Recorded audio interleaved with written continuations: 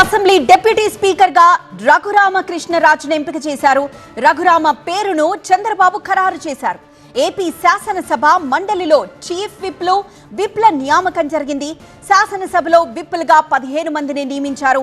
Assembly chief whip గా MLA G V Anjaneyulu ఉండబోతున్నారు. ఇక శాసన మండలిలో చీఫ్ విప్ గా పంచమర్తి అనురాధ ఉండబోతున్నారు.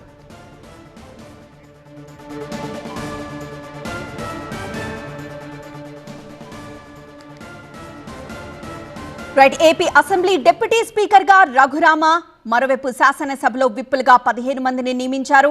శాసన మండలిలో చీఫ్ విప్ గా పంచమర్తి అనురాధ ఉండబోతున్నారు. మరింత సమాచారం మా అసోసియేట్ ఎడిటర్ ఈశ్వర్ మరింత సమాచారం అందిస్తారు.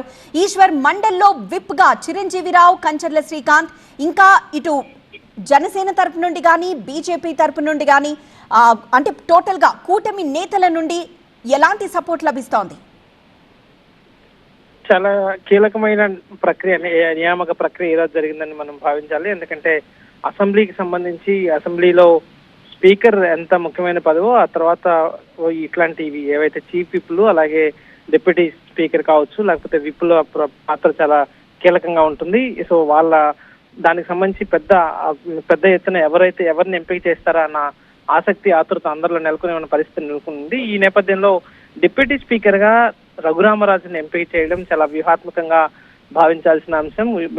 ఆయన ఉండి శాసనసభ్యులుగా ఉన్నారు. మొదటి నుంచి ఆయన గతంలో ఎంపీగా ఉంటూ వైఎస్ఆర్ కాంగ్రెస్ పార్టీ ఎంపీగా ఉంటూ అప్పట్లోనే వైఎస్ఆర్ కాంగ్రెస్ పార్టీ రెబల్ గా చాలా జగన్మోహన్ రెడ్డి పైన తీవ్ర అభియోగాలు చేస్తూ ఆరోపణలు చేస్తూ వస్తున్నారు.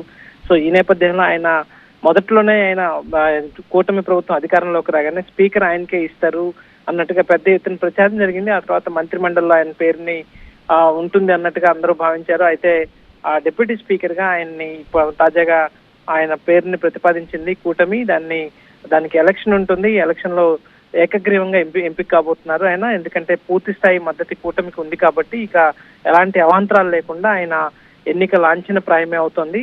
అదే సమయంలో మిగతా పోస్టుకు సంబంధించి కూడా అసెంబ్లీలో 15 మంది విప్పులకు ఇచ్చారు. సాధారణంగా ఉమ్మడి ఆంధ్రప్రదేశ్ లోనే 4 విప్పులు మాత్రమే ఉండేవాళ్ళు. ఆ తర్వాత కాలంలో గతంలో వైఎస్ఆర్ కాంగ్రెస్ పార్టీ ప్రభుత్వంలో దాదాపు 9 మంది విప్పుల్ని చేశారు. కానీ ఈసారి భారీగా దాదాపు 15 మందిని విప్పులుగా నియమిస్తూ ప్రభుత్వం కొద్దిసేపటి క్రితమే నిర్ణయం తీసుకుంది. చీఫ్ విప్ గా జీవి ఆంజనేయులు వినుకొండ ఎమ్మెల్యేకి ఇచ్చారు. అదే సమయంలో 15 మంది విప్పుల్లో తెలుగుదేశం పార్టీకి సంబంధించి 11 మంది, జనసేనకు 3, వైఎస్ఆర్ భారతీయ జనతా పార్టీ నుంచి ఒకరికి జమ్మలమడుగు ఎమ్మెల్యే ఆదినారాయణ రెడ్డికి అవకాశం కల్పించారు. అదే సమయంలో కౌన్సిల్లో కూడా ఒక చీఫ్ విప్ ని, అలాగే 2 టీడీపీకి సంబంధించిన వాళ్ళు, ఒక జనసేనకు సంబంధించిన వారికి విప్ గా ఇవ్వడం జరిగింది. చీఫ్ విప్ గా పంచమర్తి అనురాధ, ఆమె కూడా గతంలో ఎమ్మెల్యేకి సంబంధించి ఎమ్మెల్యే కోటాలో ఎమ్మెల్సీ పోటీ చేసిన క్రమంలో అప్పట్లో కూడా చాలా ఉత్కంఠభరితంగా సాగిన ఎన్నికల్లో ఆమె విజయం సాధించారు. అప్పట్లో కూడా వైఎస్ఆర్ కాంగ్రెస్ పార్టీకి సంబంధించిన 4 ఎమ్మెల్యేలు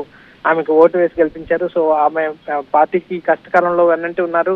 సో వీళ్ళందరికీ ఎంపికలో కూడా చాలా జాగ్రత్తలు తీసుకున్నారు. ఎందుకంటే రఘురామరాజు పేరు చూసినప్పటికీ కూడా ఆయన క్షత్రియ సామాజిక వర్గానికి సంబంధించిన వాళ్ళు, ఆయనకి సామాజిక వర్గానికి మంత్రివర్గంలో స్థానం లభించలేదు. మిగతా వాటిలో కూడా ప్రాధాన్యత దక్కలేదన్న ఒక అసంతృప్తి దాంట్లో ఉండింది. దాన్ని కవర్ చేస్తూ రఘురామరాజుకి ఈ పదవి ఇవ్వడం ద్వారా దాన్ని ఓవర్కమ్ చేసే ప్రయత్నం చేశారు. అదే సమయంలో బీసీలకి పెద్దపీట వేస్తూ కౌన్సిల్లో ఆమెకి ఈ పదవి ఇవ్వడం జరిగింది. అదే సమయంలో మిగతా విప్పుల ఎంపికలో కూడా చాలా జాగ్రత్తలు తీసుకున్నారు. సామాజిక వర్గాల పరంగా ఎక్కువ బీసీలకి అలాగే ఎస్సీ ఎస్టీలకి ప్రాధాన్యత ఇస్తూ కూటమి ప్రభుత్వం చాలా వ్యూహాత్మకంగానే వ్యవహరించిందని చెప్పాలి. సో ఇక పూర్తి స్థాయిలో అసెంబ్లీ నిర్వహణ మీద దృష్టి పెట్టబోతోంది. ఇప్పటి వరకు ఈ పోస్టులు ఎవరికి దక్కుతాయన్న ఉత్కంఠ అయితే నెలకొంది. ఆ ఉత్కంఠకి తెరదించుతూ అన్ని పోస్టులని ఫిల్అప్ చేయడం జరిగింది.